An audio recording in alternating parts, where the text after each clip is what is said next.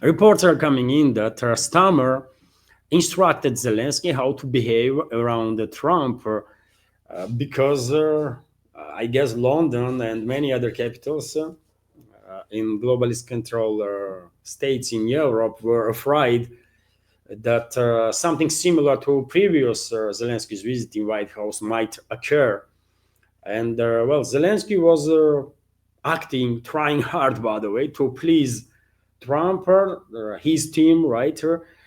Some media outlets even counted how many times he thanked Trump and US, and in just first 4 minutes in Oval Office, he thanked Trump like 11 times or more, right? So clearly, Stammer's instructions kind of worked. Maybe it was a Stammer who tell him to put on at least some jacket. It did not really help him. I mean, uh, Zelensky is a clown, by the way, right? He is a clown and gonna be clown forever.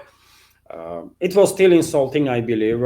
Should be seen as an insult to White House that he did not wear proper suit. By the way, it was official high-level talks, and to arrive there in just casual outfit, it's just not okay. It's not normal, by the way.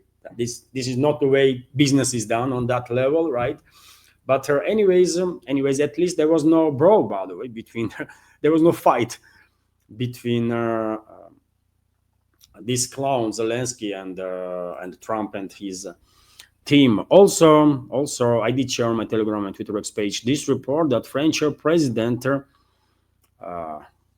to France's shame, by the way, Macron told NBC News that there should be no exchange of territories as a part of peace agreement on Ukraine, and he says this, by the way, few hours after meeting with Trump, when he said nothing about it.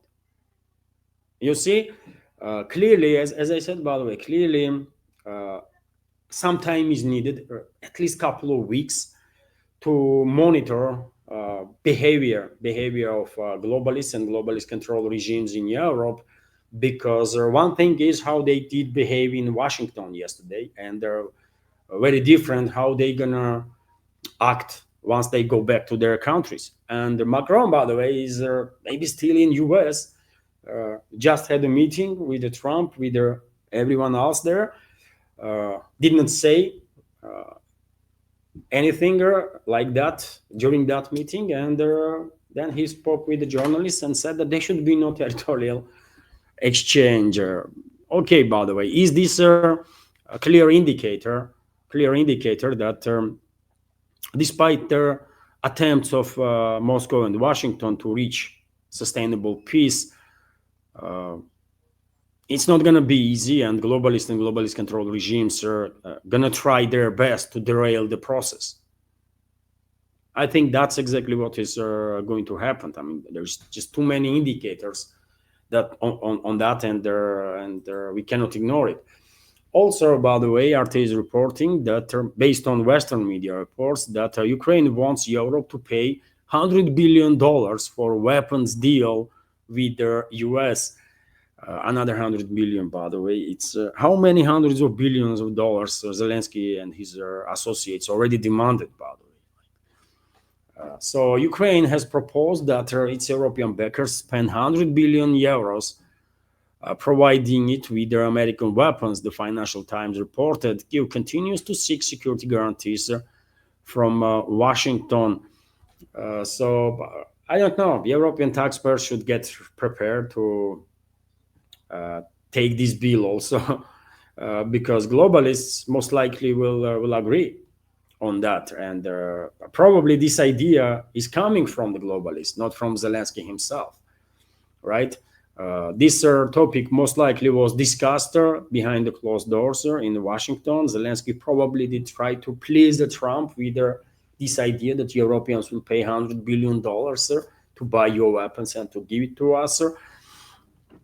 But yet again, main issue that this proxy of the globalists, proxy regime of the globalists in Kiev is facing is not a lack of weapons. or the munition. Although it is a problem, but this is not the main problem. Main issue that this Western-backed terrorist regime of Zelensky is facing is a lack of manpower, unwillingness of people that are living on Kiev-controlled territory to fight and die for this terrorist regime of Zelensky and its Western masters and geopolitical agenda of the globalists. That's the issue, main issue, right? And we understand this here in Russia. I guess entire world understands this, maybe with the exception of collective Western countries. But yes, European taxpayers should get ready to pay another 100 billion man to Zelensky and his criminal associates. Unbelievable.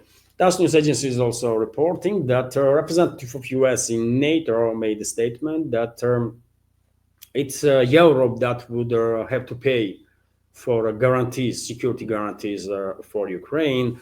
One more indicator that despite all the rumors, by the way, that US might provide something like a fifth article level of guarantees to Ukraine, this is not happening.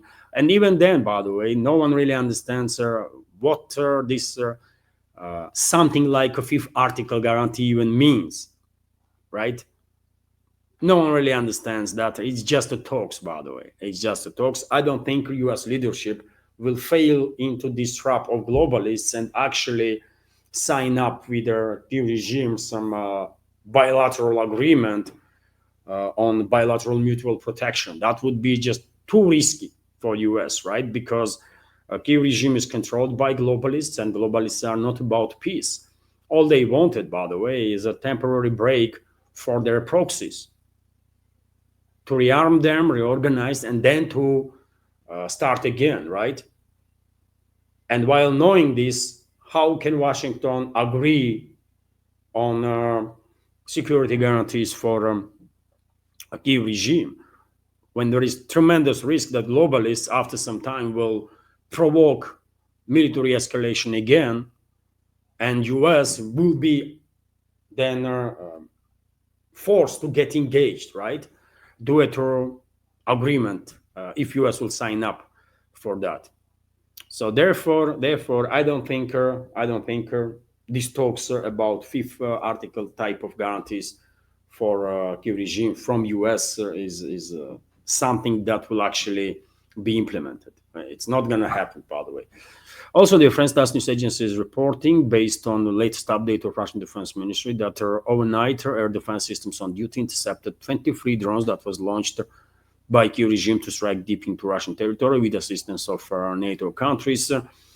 13 drones were intercepted in the Volgograd region. Also, 5 drones over the Crimea, and also 5 drones over the Rostov region.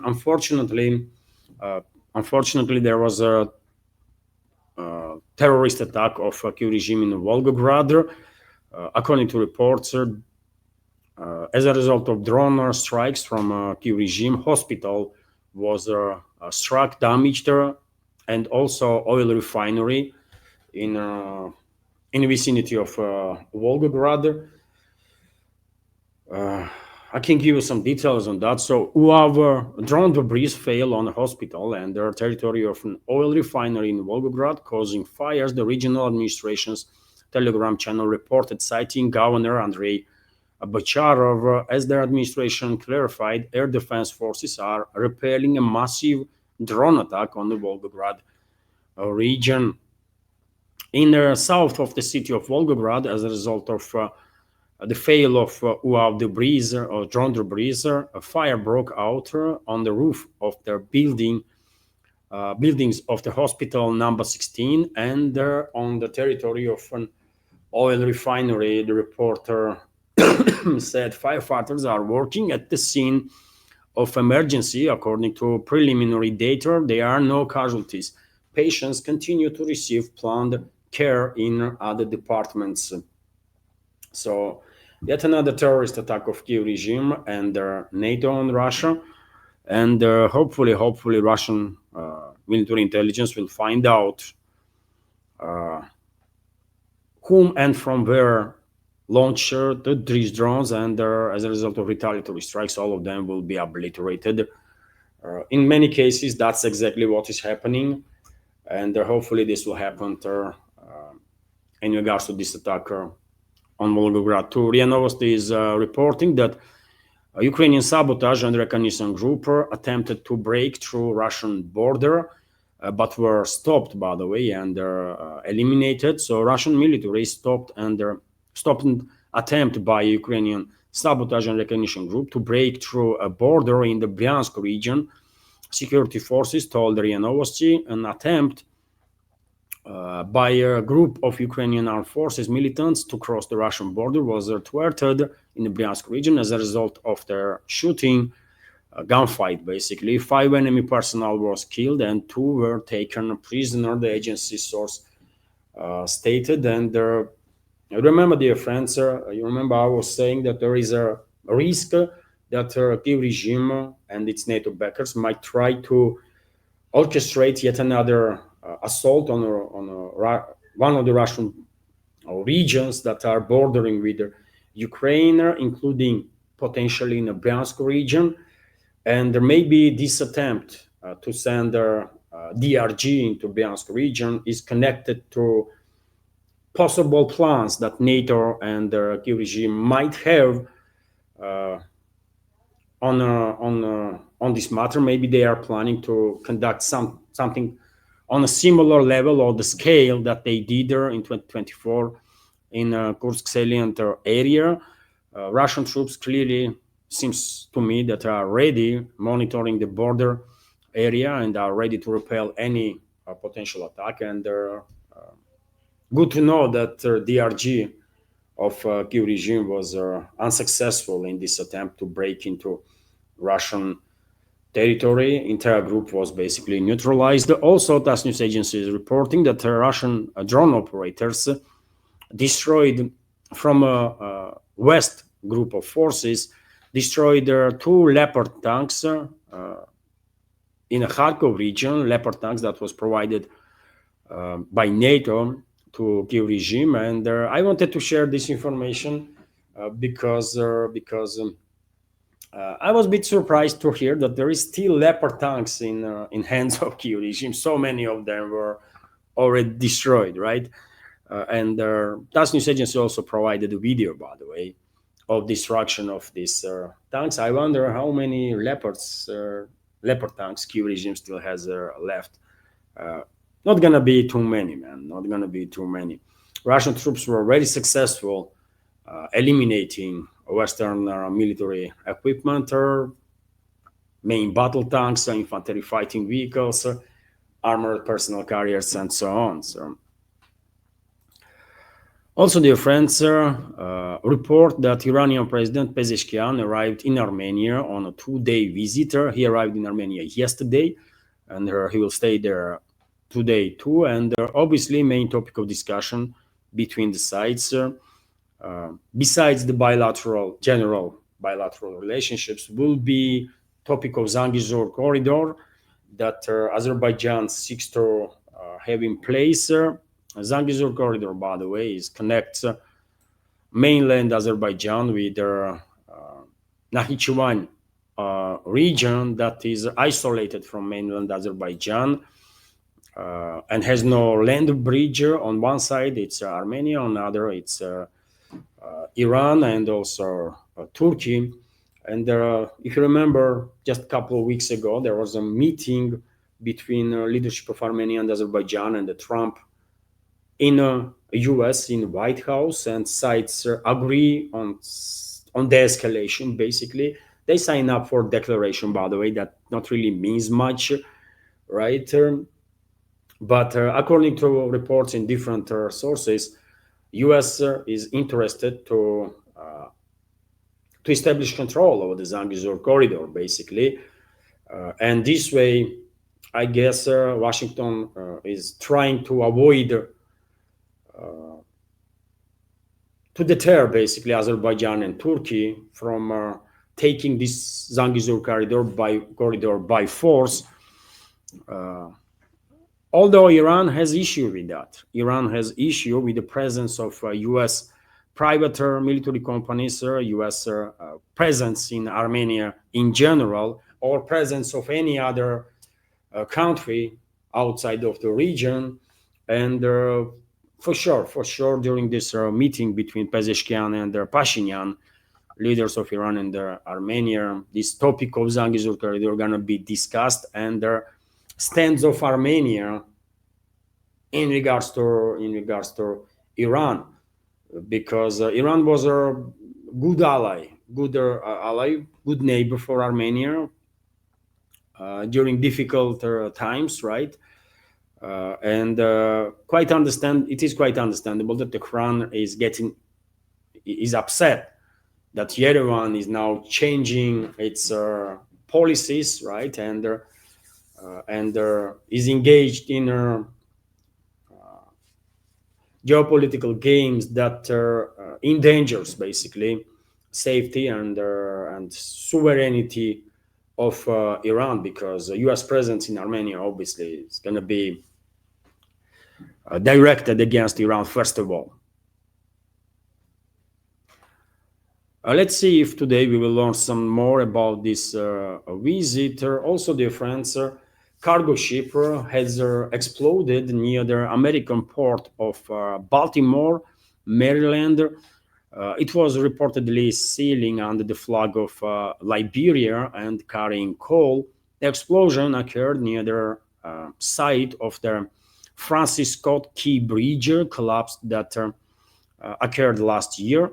The cause of the explosion has not yet been announced, and well, it was a massive explosion, by the way. I can give you a short video on that. So this is the moment of explosion on the vessel. When I see this explosion, a big explosion, though. When I see this explosion, by the way, first thing that come to my mind was maybe this vessel was mined by Kiev regime's so-called secret services. Maybe this vessel, sometime in the near past, in last couple of weeks or months, entered one of the Russian ports and was noticed by Kiev regime's forces, and they tracked this vessel and they're somehow mined her. There was several other occasions, by the way, when vessels exploded mysteriously in Mediterranean and elsewhere. Vessels that previously were entering Russian waters, right? Russian ports. And that was my first reaction. Of course, I cannot claim that this explosion is connected with the terrorist activity of Kiev regime. It could be some emergency that happened on a vessel, or maybe some gases concentrated from the coal on extreme levels and then detonated there. Anything is possible, right? But that was my first honest reaction, that maybe this vessel was in Russian waters, and the Kiev regime track this vessel then and mined. Although, of course, I cannot argue that this is exactly their case. Few more news, dear friends, for this news segment.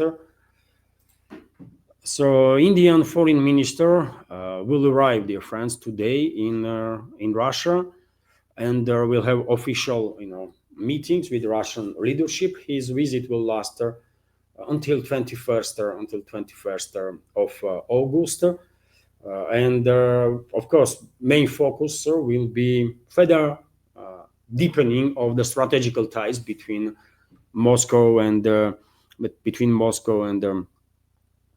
New Delhi. And I think, by the way,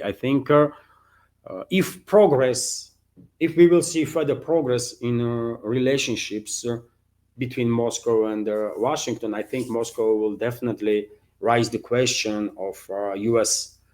tariffs on India, absolutely unfair tariffs on India, and probably this topic already was discussed between the delegations of Russia and US, and soon we might see a change in the tune of Washington in regards to New Delhi. Let's hope so, at least, because it is absolutely unfair what US is doing in regards to India. By the way, it's just it's extremely hostile policy that was implemented, and a policy that truly makes no sense whatsoever, right? US might think that they will force some companies due to high tariffs on India to move their manufacturing plants towards to US, but damage that will be done to relationships between Washington and New Delhi going to be on such a scale that will outmatch whatever benefits Washington expects from these high tariffs. So hopefully relationships between Washington and New Delhi will improve. But for now, we don't really have much indicators to be optimistic on that, because we have this report, for example, from RT, that US calls off for latest trade talks with India. So US negotiators have called off planned a visit to New Delhi for a sixth round of talks on a bilateral trade agreement. Indian media outlets reported on Saturday a delegation led by Assistant US Trade Representative Brandon Lynch was scheduled to visit India from August 25th to August 30, but the trip has been cancelled. The Financial Express reported, citing anonymous Indian government officials. Yet again, by the way, this escalation of in relationships between US and India makes no sense. US should treat India fairly and in a friendly terms. After all, India is Western elites love to talk about democracy, right? And India is the biggest democracy in this world, right, with 1.4 billion people. And to treat India this unfairly is definitely big mistake, big error on part of Washington. But hopefully, things will change. Maybe Moscow will manage, or at least play positive part in this direction. And this is it for today's news segment, dear friends. Hopefully you did find it informative and useful, and if so, please like the video, and after stream ends, leave some commentary. Hello everyone, I hope you find informative and useful this short clip from main news update, and if so, please click that like button and leave some commentary just about anything. It might help to deal with the algorithm and reach wider audience. And if you like my work in general and want to support to save this media project, you can assist through several ways. You can donate to this project through PayPal platform or Boosty, also with the crypto currencies, or you can subscribe to my Patreon page and page on Boosty, where I have quite a lot of extra content on regular basis. All the links are on this video in description box and in the pinned comment. And of course, many thanks to everyone who already helped and continues to support. Thank you.